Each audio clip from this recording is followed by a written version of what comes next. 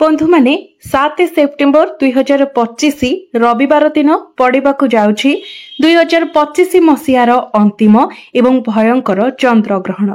एही चंद्रग्रहण कोनोसी साधारण चंद्रग्रहण नुहे, कारण यह भागवत जन्म पड़ुछि।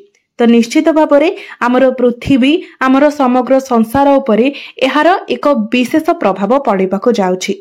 आपण माने जानिथिबे चंद्रग्रहण हेउ बा सूर्य पराग हेउ एही दिन गुड़िकरे नकारात्मक शक्ति गुड़िकर ऊर्जा अधिक बढ़ी थाए एवं दैवी शक्ति गुड़िकर प्रभाव कम हो जाय थाए।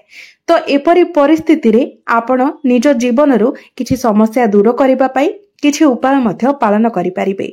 तो बंधु माने आजिर एही वीडियो रे मो आपण मानकु एपरी एक गछर चेर विषय कहिबाको जाउछि।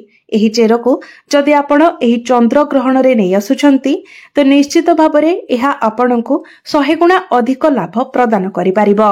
बंधु माने आजिर एही वीडियो रे म आपनकु जे चेर विषय कहिबाको जाउछि, तो एही जे गछटी होइथाय ताहा हमको बहुत साधारण बोली माने होइथाय, कारण एही गछटी बहुत सहजरे प्रत्येक स्थान रे मिल जाय थाए। आमे समस्ते एही गछ सहित परिचित अटे एवं एही गछ आम पाई बहुत साधारण मध्य अटे, मात्र एहार गुण असाधारण अटे जहाँकि आम समस्तंको जणा नथाए।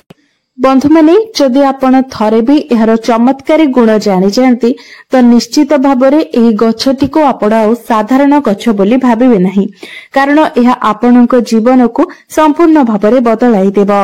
बंधु माने आम जीवन रे गछलता मानकर बहुत अधिक महत्व रही थाए, कारण एपरी किछि वृक्षलता रही थांती जे माननको आमे देवी देवता भले पूजा करिथाउ, से माने आम पई देवतुल्य होई थांती। एही गछ गुडी को पूजा करबा द्वारा आमको आमर मनस्कामना पूर्ण करिबारे बहुत सहायक होई थाए एवं एपरी किछि अनेक गछ रही थाए जे गुडीक औषधीय गुण रे भरी होई रही थाए एवं आमर जीवन रक्षा करिबारे मध्य सेही गछ गुडीक आमर अनेक उपकार करिथांती। तो वृक्षलता माने निश्चित भावरे आमको अनेक गुडे चमत्कारी लाभ प्रदान करिथांती। एही दिन घर को नै आसंतु एही गछर चेरको आपणको जीवन रे चलीथिबा समस्त दुख कष्ट एवं समस्यार होइजिबो अंत। एहा सहित आपणकर समस्त मनस्कामना मध्य पूर्ण होइजिबो।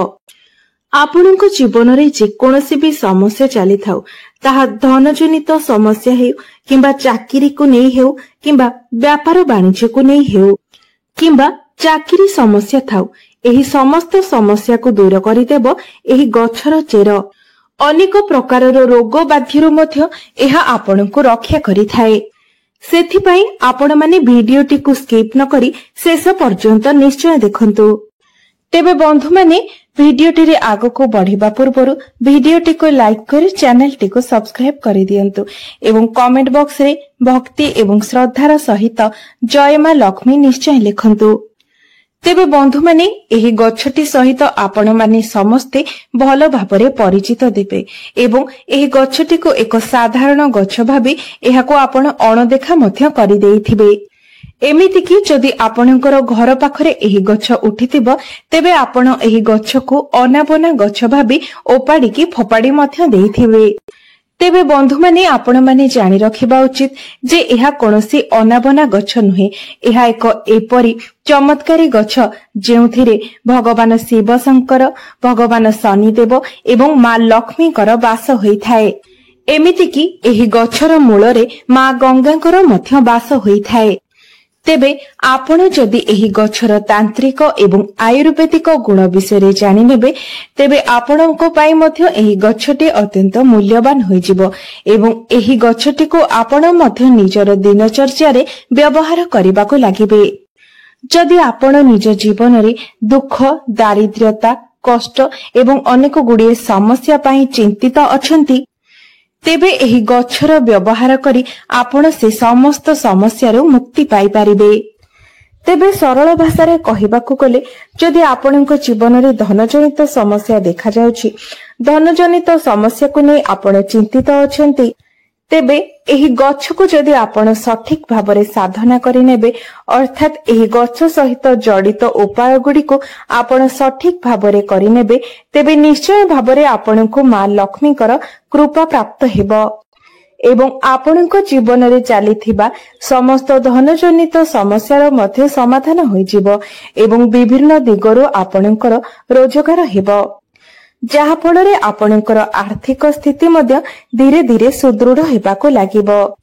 एमिति कि जदि आपण शत्रुंक द्वारा पीड़ित हेउछंती शत्रुजनित समस्यार सम्मुखीन हेउछंती तेबे सठिक भावरे एही गछर साधना करिनेबा द्वारा भगवान शनिदेवଙ୍କ कृपारु आपणଙ୍କୁ शत्रु पीड़ारु मध्य मुक्ति मिलिबो। एमिति कि अन्य किछि कारण पई जदि आपण निज जीवन रे चिंतित थिले आपणଙ୍କର भाग्य आपणଙ୍କର साथ देउनथिला तेबे आपणଙ୍କୁ सठिक भावरे एही गछटीर साधना करिबाको हेबो एवं प्रभु भोला शंकरଙ୍କର आशीर्वाद मध्य प्राप्त करिबाको हेबो। एवं आपण जदि प्रभु भोला शंकरଙ୍କୁ प्रसन्न करिनियंती तेबे काल भी आपणଙ୍କର किछि असुविधा करि परिबो नाही कारण भगवान भोला शंकर हेउछंती कालकर काल महाकाल तांकर आशीर्वाद जहाको प्राप्त होइथाय कोनोसी भी शक्ति दुनियार कोनोसी भी शक्ति तार किछि भी क्षति करि पारि न थाए। तेबे बंधु माने एही गछर केउ भाग आपनकु केउ परिमाण रे व्यवहार करिबाको हेबो से विषय जानिबा मध्य अधिक गुरुत्वपूर्ण अटे एवं जेउ विषय आज मो आपनकु एही वीडियो रे कहिबाको जाउछि तेबे बंधु माने एही गछटीर दुईटी गुण रहिछि आयुर्वेदिक गुण एवं तांत्रिक गुण। आयुर्वेदिक गुण अर्थात जदि आपण कोनोसी रोग को नै चिंतित अछंती कोनोसी रोग पिछा आपण लक्ष लक्ष टका खर्च करिसेंती ता परे भी आपनकु कोनोसी लाभ प्राप्त होई नाही तेबे आपण एही गछटीर व्यवहार निश्चय भाबरे करि परिबे। तापरे आपण निजे देखिबे जे आपणकर बेमारी निश्चय भाबरे धीरे धीरे भलो हेबाकु लागिबो। एही गछटीर महत्व आयुर्वेदिक रे बहुत अधिक रही अछि एवं जदि आपण एही गछटीर तांत्रिक प्रयोग विषय जानि नेबे तेबे आपण निज जीवन रे केबे भी कष्ट देखिबाकु पाइबे नाही। धनर स्रोत आपणक पई बढ़िबाकु लागिबो धीरे धीरे आपणक गृहकु धनर आगमन मध्य बढ़िबाकु लागिबो। तेबे एही गछटीर ना हेउछि अपमार्ग गछ एवं एही गछटी सहित आपण माने निहाती भाबरे भलो भाबरे परिचित थिबे कारण आम ओडिसा रे एही गछटी बहुत अधिक परिमाण रे देखिबाकू मिली थाए प्रायतः सबु जगह रे एही गछटी रही थाए। तेबे बंधु माने एही गछटीर नाम एथि पई अपमार्ग कारण अपमार्गर अर्थ हेउछि ओलोटा चलेबा एवं एहार मंची गुडिक गछरे ओलोटा भाबरे रही थाए तेबे एहार एही मंची गुडिक ओलोटा रहिबा ही एही गछर विशेषत्व अटे। तेबे बंधु माने जदि आपण वास्तुशास्त्र वनस्पति अध्ययन अध्याय नंबर 51 को जिबे सेठारे आपण परिष्कार भावरे देखिबाकू पाइबे जे साधु सन्यासी मुनि ऋषि माने एही गछर व्यवहार किपरि करुथिले।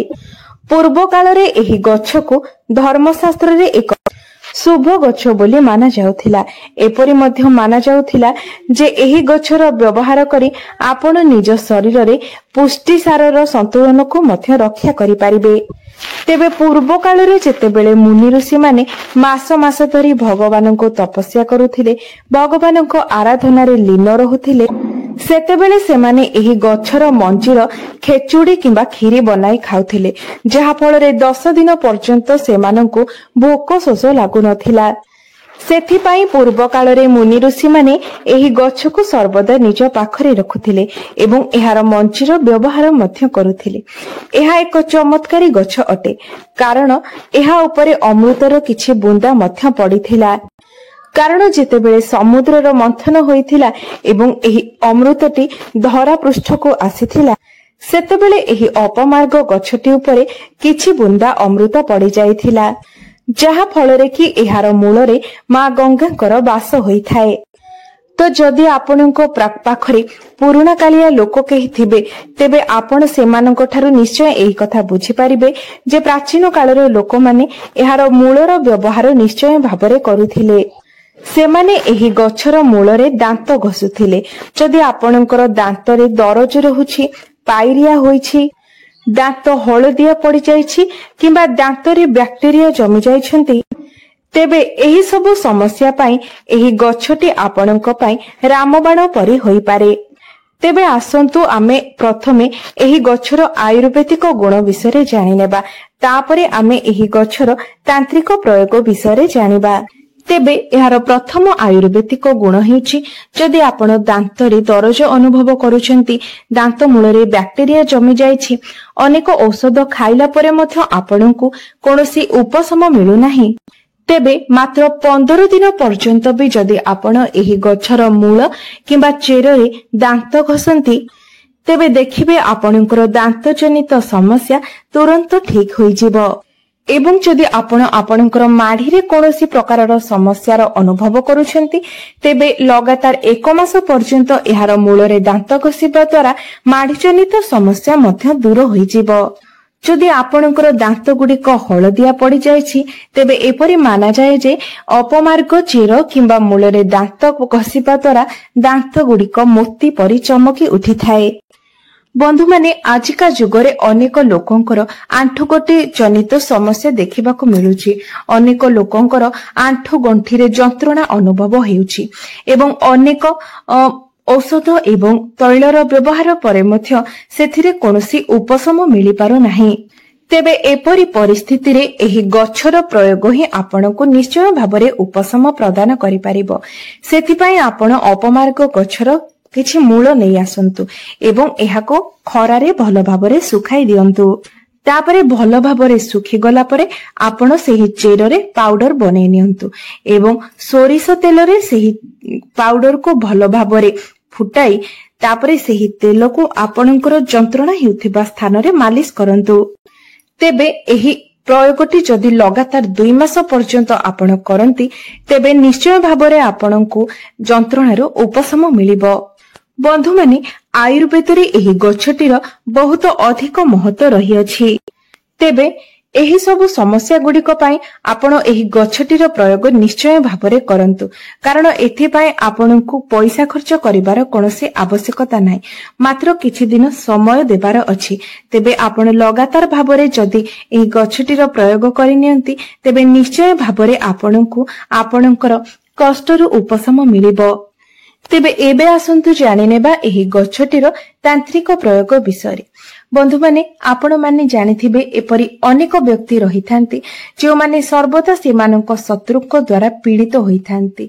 प्रत्येक दिन सेमानकु शत्रुक द्वारा किछि ना किछि असुविधार सम्मुखीन हेबाकू पड़िथाए। सेमानकर शत्रु माने सर्वदा सेमानकर किछि ना किछि क्षति करिबा पई चाहिथांती। तेबे सेथि पई आपणको शनिवार दिन एही प्रयोगटी करिवार अछि। शनिवार दिन आपण अपमार्गर मंजी छिड़ाई आनंतु एवं एहाको एक नाली कपड़ा रे बांधी दियंतु। तापरे आपण एही कपड़ाटी को धरी शनि ठाकुरंकर मूर्ति किंबा फोटोर गोटिए पाखरे बसंतु। आपण केबे भी शनि देवंकर सामना सामनी बसिबे नाही, डाहाण पाखरे किंबा बाम पाखरे बसिबे। तेबे तापरे आपण शनि चालीसार पाठ करंतु। तेबे आपणको 51 थर शनि चालीसार पाठ करिवार अछि।